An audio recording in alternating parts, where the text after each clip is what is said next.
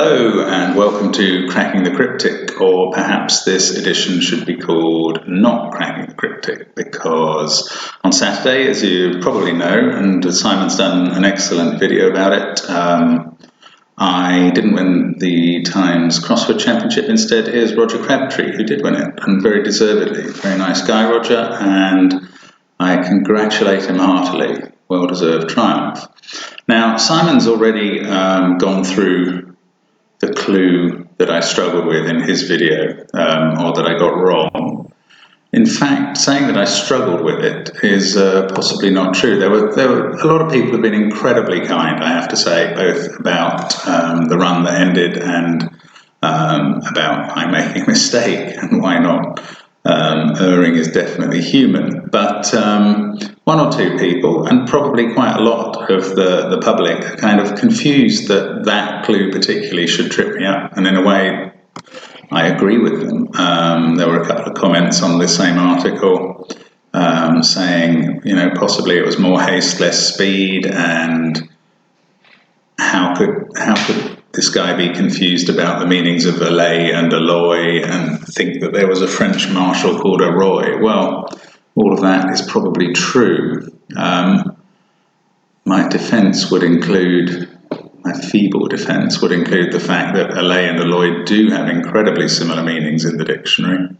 I haven't really got a French marshal defense at all. I mean, frankly, that was just the compiler beating me by using the word marshal, and I didn't even consider it having a verb meaning. I guess what I wanted to say today was that some of the reason that I went wrong in this set of puzzles is because there were so many difficult words in the three sets of puzzles. Now, somebody else said, why would he make up a word? And my answer to that is that in answering difficult puzzles, you're often kind of making up words a lot of the time. So I've written here a bunch of words that appeared in the final puzzles, or did they? I might have thrown in one that didn't. See if you can work out which one couldn't have appeared. And these were all, as I say, these were answers in those three final puzzles. And if you don't know a word or the meaning of a word, often I will know that there is a word of a certain structure, but I don't quite know what its meaning is precisely. And you have to kind of work it out from the wordplay sometimes. So in this case, I'd gone through the puzzles in an average of about 7.5 minutes. And then at the end, and puzzle 3 was the one I solved last, and I kind of made that mistake, and I probably had a brief thought, not 100% sure there was an Roy, but it sounds right to me. But I had in my mind a couple of clues that I needed to go back to and work out how they definitely worked. And when you've got the whole kind of mass of worries in your mind, you may forget one of them. And that's the real trick of a difficult puzzle, or three difficult puzzles combined in one. So, you know, I kind of hurried to the finish of puzzle 3. And then I went back to consider some other clues that I'd filled in answers, but I wasn't 100% sure about the answers or how the clue worked. So these were the 4 that I was particularly thinking about, checking and seeing if I had right. And the answers to these mostly appeared in that list above. After payment, back versatile public transport. Well, I certainly made nothing of that until I had some checking letters in the grid. The same is probably true about all of these. Notice about temperature in ship dangerous to hands. Irish girl packing makeup with variable speed and surpass what singers do in TV land. Well, if you can solve any of those cold with no letters, then, you know, my hat is literally off to you, because that's phenomenal. So what I'm going to do is fill in the letters for you that I had in the grid once they were complete. I had these checking letters. So one across, after payment, back versatile public transport. Well, it took me quite a while, but I eventually worked out that after translates as post in this clue. Normally it's just a positional indicator within wordplay, but here after is post.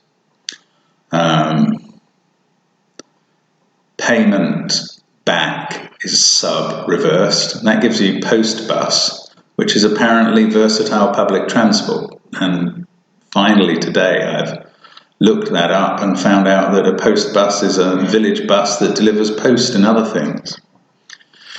Pretty tricky. In fact, at the time I was wondering if post bus was a computer term, but obviously that was offbeat. Next one, notice about temperature in ship dangerous to hands. Well, with dangerous to hands question mark and those letters, I'd filled in splintery, but I couldn't see why. And do take your time to work out if you think that's right or why it's right. And, pause the video if you want, but I will explain it now. So notice is a verb and spy is its synonym. And then temperature in ship is T in liner, and notice goes all about T in liner to give splintery. I wouldn't have been 100% sure that there was an adjective splintery. I guess its meaning is fairly obvious at least, and dangerous to hands is a clever cryptic definition of it. But especially with the ship in the clue. I think the really difficult bit about this clue for me was the two positional indicators about and in. I was expecting there to be a word like spy or add, which is often noticed, around the letter T, and then all of that put in a ship. So it took a long time to work out what was going on. Now this next one, Irish girl packing makeup with variable speed. I didn't understand it fully, even while solving. I'm lucky enough that I've had some experience of Ireland, and I was aware vaguely that there's an Irish name, Dimpna. So that was a candidate, certainly. And the speed is MPH, so that's quite good. Now, if I was worried, and I don't think I was, about the first vowel in Dimpna, variable, is very helpful because that looks like Y, MPH. So then you have DNA around variable speed. And I certainly didn't understand this at the time. I didn't think, if I'd said it out loud, maybe I'd have heard myself say the words DNA, or the letters DNA. And that is the genetic makeup of the body. So DNA is just in the clue as makeup. I'm not convinced I find that perfect as a synonym. But I had assumed that with was and somehow up was sending it upwards. This was a down clue. And that makeup with was somehow giving and upwards. It was close enough, and the name was in my memory enough, sort of, to be confident that that was the right answer. But I can tell you that for the first 20 minutes I was sitting there after I'd handed it in, Dimpna would have been the answer that worried me the most, that it might be marked wrong. And it was only after that that I thought about this arroy that I'd put in and then not really thought hard about. And I couldn't remember the clue enough to know to reparse it.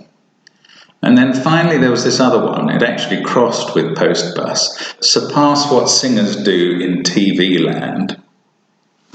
And given the enumeration 3, 6 and those letters, it really strongly looks like set a light.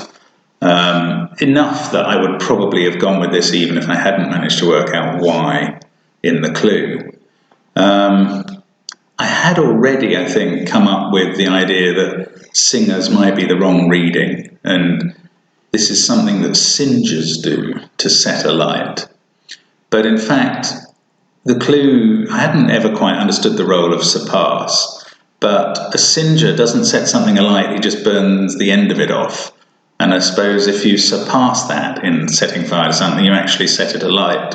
So to surpass what singers do is the definition of set alight. I mean, it sounds ridiculous as I say it, but that's what it is. And then TV land is wordplay. A TV is a set, and to land is to alight, which is beautiful in a way, but a really hard clue.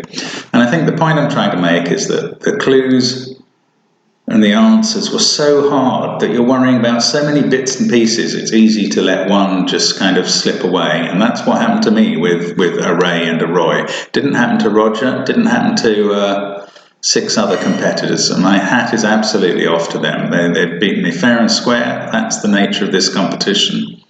I haven't posted till now because since then I've been at the World Sudoku Championship, and that's going to provide us with some fodder for puzzles that we can show you the solutions of after in future videos about Sudoku. That was a great experience, happened in Prague in the Czech Republic, and very enjoyable. So do hang on for over future days for some videos on that. But that's my report of the Times Crossword Championship. Some very difficult clues, including these ones.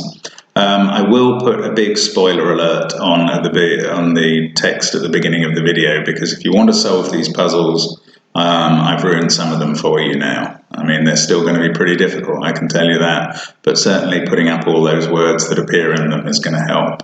And the answer to the conundrum of which word was not in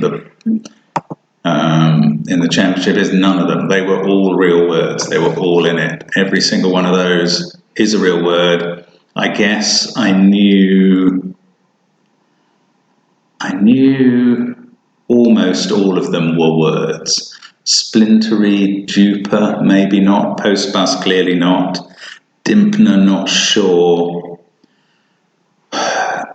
Actressy, yes. Dramedy, yes. Pugilist, yes, but I couldn't have defined it. I mean, I knew it was a kind of French believer in something. Beefalo, baldachin. I mean, an amazing set of words for one to have to know, or luckily, because it's Cryptic Crosswords, work out. It was great fun. It was still a good competition, and I have no regrets about my participation in it, I can tell you. It's good fun. So that's the Times Crossword Championship for 2018. Hope to see you again on Cracking the Cryptic, and bye for now.